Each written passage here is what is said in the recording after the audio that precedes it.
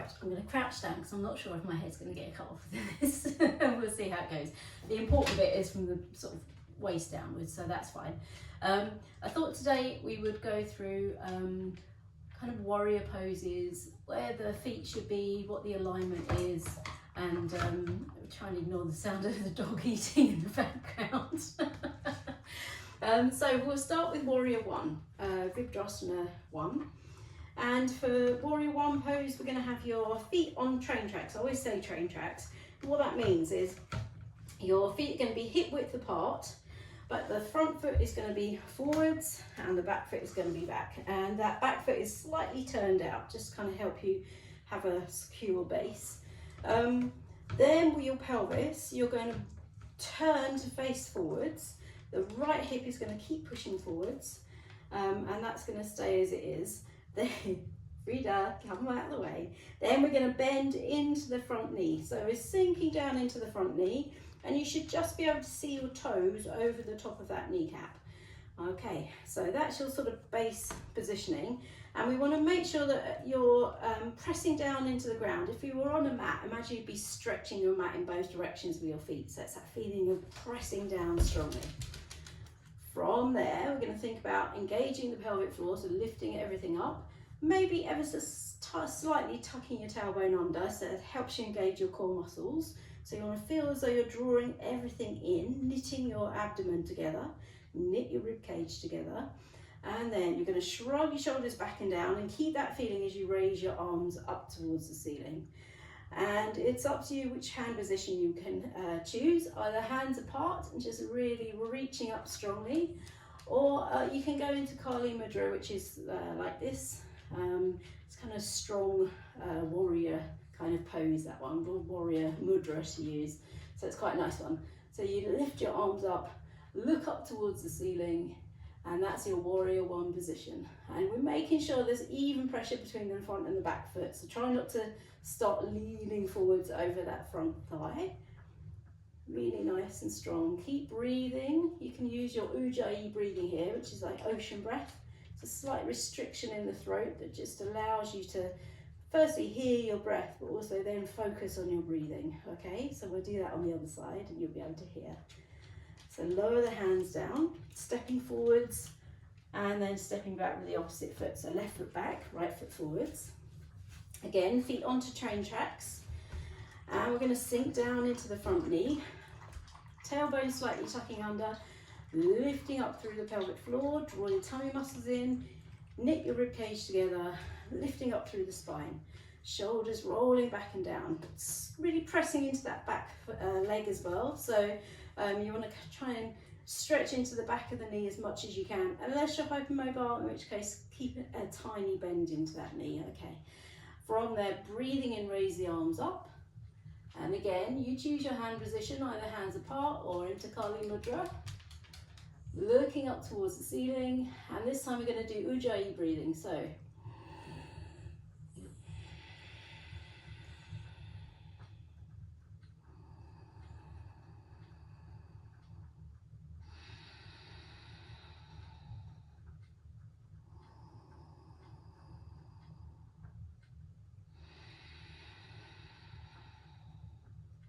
and then lower the hands down and step back into your mountain pose. Okay, so that's Warrior 1 position. Warrior 2 is slightly different. I always say it's like you're standing on a tightrope. So the front foot is going to be pointing towards the front of the mat or wherever you're facing. Your back foot this time, if you draw a line from your heel, you want your back foot, the arch of your back foot, to be in line with the heel at the front, okay? And your body's going to be slightly turned this time. So as before, the hips were forwards. Now we're going to be facing sort of either to about 1 o'clock, 2 o'clock, or you can be right round depending on how you feel in your hips. It's entirely up to you. We're going to reach out with the hands nice and strongly. Really reach into those fingertips. So you should feel as you reach into your fingertips that the underneath of your arms is engaged. Okay. So let's bend into the front knee, just peeking those toes over your kneecap, tucking the tailbone slightly to really help you engage your pelvic floor and draw your tummy muscles in. Knit your abdomen together, knit your rib cage together, shrug your shoulders back and down to engage those core muscles around your back as well. And then really reaching into the arms, squeeze the shoulder blades together to be nice and wide through your chest, and maybe looking over those front fingertips if that feels okay. Holding it nice and strong.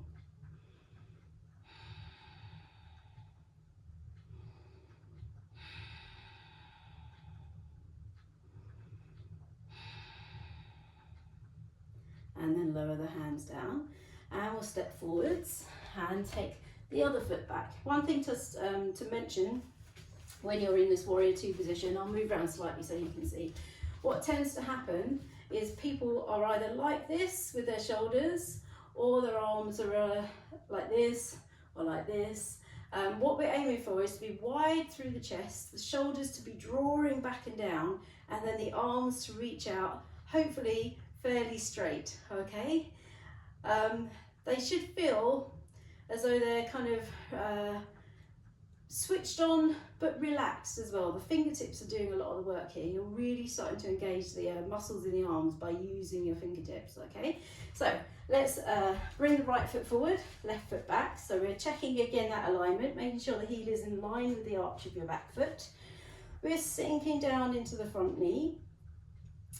And then we're pressing into the back leg as well to keep things nice and strong. So imagine you're trying to stretch the floor in both directions. Tailbone tucking under, lift your pelvic floor, draw your tummy muscles in, knit your rib cage together, nice and tall through your spine, shrug your shoulders back and down, reaching into both arms, nice and strong. Let's go. A couple of breaths here.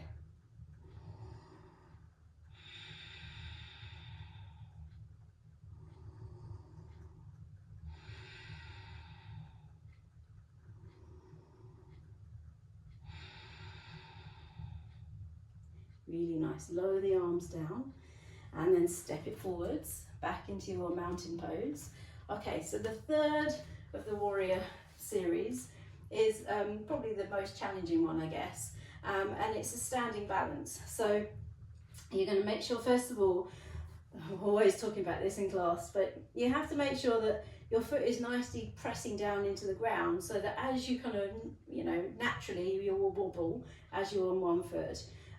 You'll be able to kind of control the wobble. So you want to make sure that your big toe is pressing down into the ground and the ball of your foot, and then the outer edge of your foot as well. So the bit in the middle is where all the movement's going to happen, but as long as the two sides of your foot are pressing down, you should be able to control the wobbling, okay?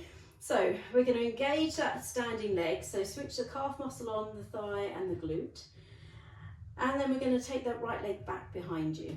Okay, so just coming onto the toes of that back foot, and then from there we're going to pivot from the hips, start to lean forwards, and as you're leaning forwards, that back leg is lifting up, and you're using your glute muscle and your thigh muscle to get that lift, okay?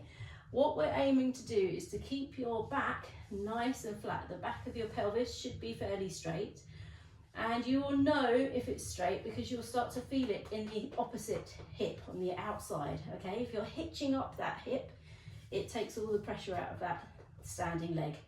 So we're just making sure that you're lifting through the leg and the glute and not through your hip. So from there, you could bring your hands into prayer pose.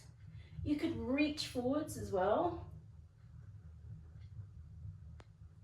Or you can take your arms back behind you. Those are all options depending on what you're doing in your sequence, but that's essentially your warrior three position. So stepping back up, and then we'll go over to the other side. So first thing, make sure your big toe, ball of your foot and the outer edge pressing down, coming back onto the toes of your left foot, and then we're going to pivot. So leaning forwards, letting that back leg come back up off the floor. Fantastic. Really nice. So check in, make sure that pelvis is nice and straight. Raise the leg a little higher at the back. Choose your hand position. Hold it there.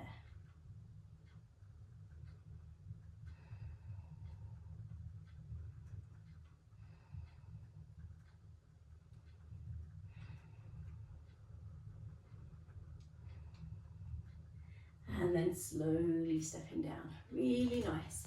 Okay, so to finish off, just slowly roll down your front of your legs with your hands, coming all the way down towards the floor. Let your hands hang, let your head go, ragdoll your way down towards the floor.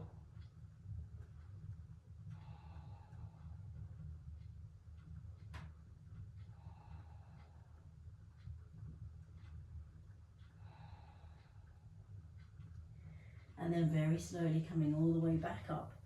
Slowly stacking one vertebrae on top of the other.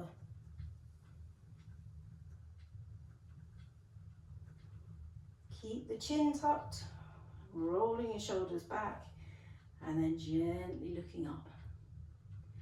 Really well done. Okay, so those are the warrior poses. They're the real kind of basics of the yoga, physical yoga practice.